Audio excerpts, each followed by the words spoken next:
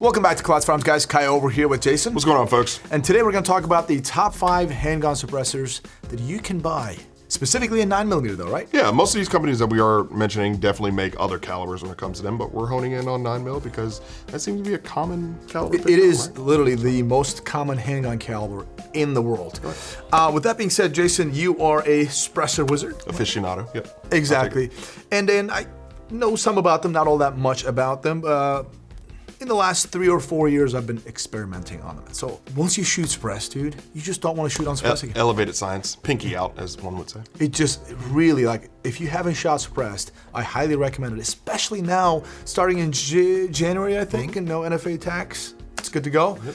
So, but before we get there, let's talk about the functionality of suppressors, because a lot of handguns, they come with threaded barrel, but the guns aren't necessarily tuned to shoot with suppressors, or some suppressors work well, some don't. Right. Let's explain that part. Right, so what you normally have is you really got to identify the action of your gun, whether it be Browning tilting action like this, obviously. Tilts up. So when using a Browning tilting action pistol, it's highly recommended that you use what we call a Nielsen device or a booster assembly. So what you see on there is the actual threaded piece where you're, made it up with your threaded barrel, and then that connects to a larger elbow, which then locks into the can on the backside, right there for that first blast baffle.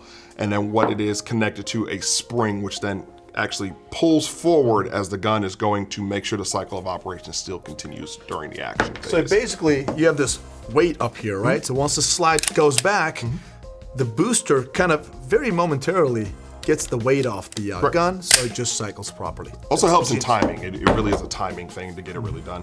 Of course, you do have straight, pulls when it comes to other actions like this Beretta, right? Yeah. This is a non-tilting barrel, so this thing just goes straight back linear, which is great as well. There's many other firearms that do this. I brought the Beretta PX4 Storm. The I think 1911s are straight back too. Yeah. So you've definitely got that straight line. Of course, as you see here, like this AB1, you've got 0 booster assembly on it, so it's just directly tied onto it. Again, safe to shoot, you don't have to worry about a baffle strike. Now, depending on which can manufacturer, there are some that they have stated that you do not need a booster assembly, even using a Browning tilting action, but those are few and far between, so just FYI when it comes to that. So. Yep, that's about it. So with that being said, let's get to the list, and number 5. Let's do it.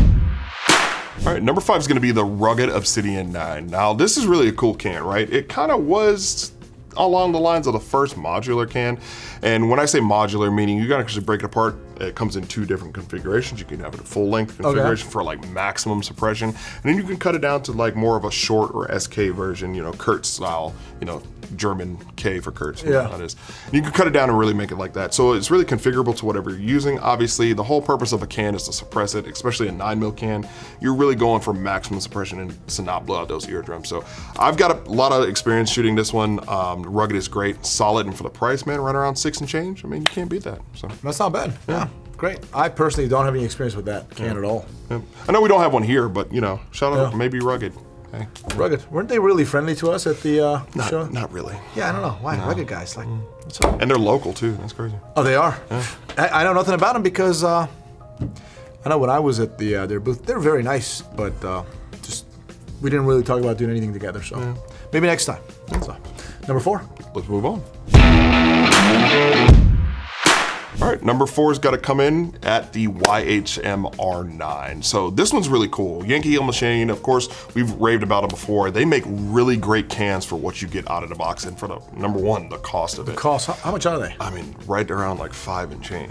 So. That's actually very good. Now, especially like, there's a lot of cans out there for 9mm to go about $1,000 or more. Right. So that's like incredible, especially that performance out of your B&T, the APC9. Yep. So it really does shine on a PCC, but you can actually use it on with a Nielsen device with a pistol as well. So it's really great, lightweight, not too heavy, and again, very cost effective. I mean, that strikes the cake for me, man. Yeah, and sounds pretty good. Yeah. Like that actually sounds very good for the price point. For the price. So. There you go. All right, number 3. Let's do it.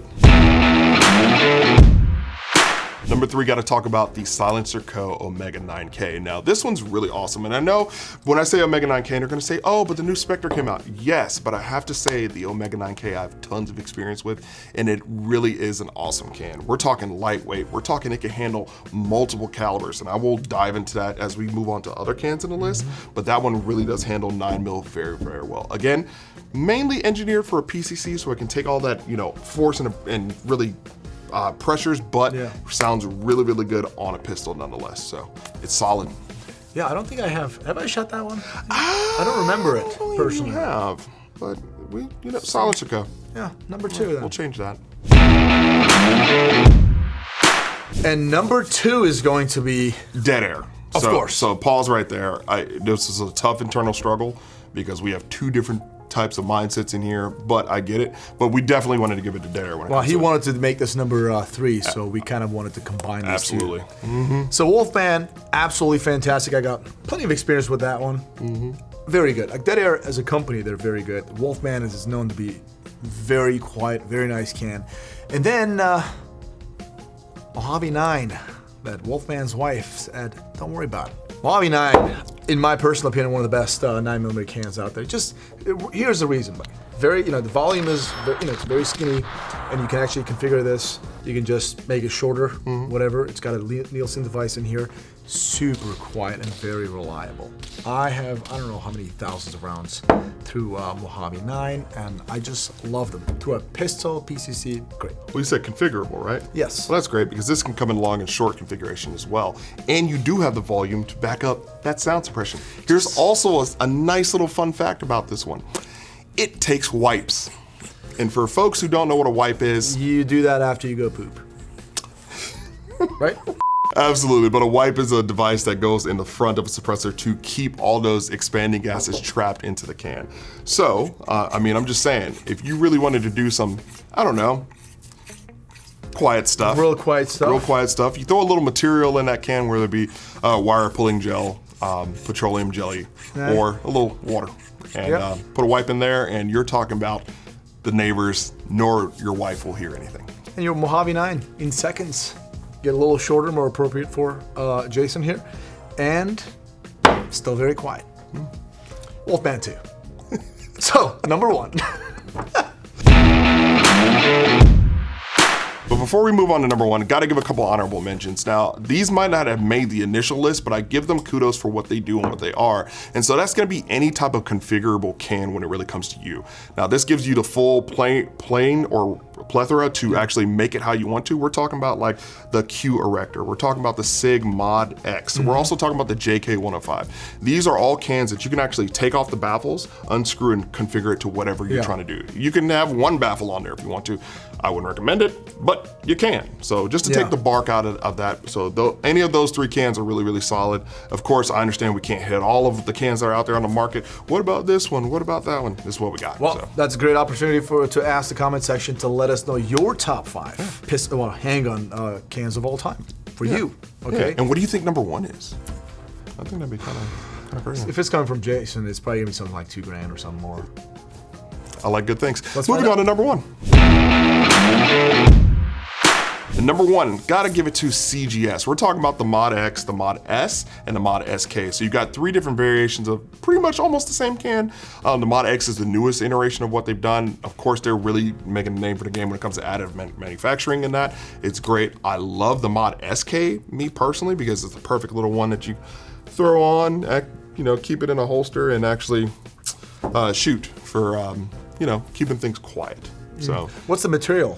So the material, it is a additive manufactured can. So you've got a lot of stuff going on there. It's just like how we would say, like how the inside of this is made up. They've got a lot of crazy stuff going on. And I have to say this, for the size that you get out of Mod 9 SK and the amount of suppression that you get, I'm pretty sure it'll beat this in its full size configuration. So sounds like a future video. Mojave 9 versus. Yeah. Shout out JPU Silence, definitely.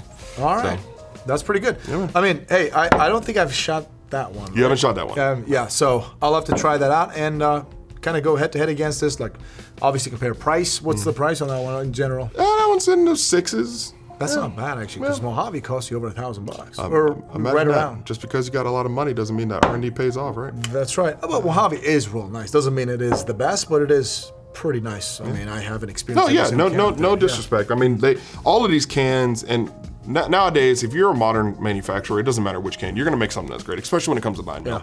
Now, when we get to 5.56, there's a lot more. There's a lot of change. Yeah, I mean, if you made the top 5, that's top 5 out of like 50 that you. Jillion. Yeah.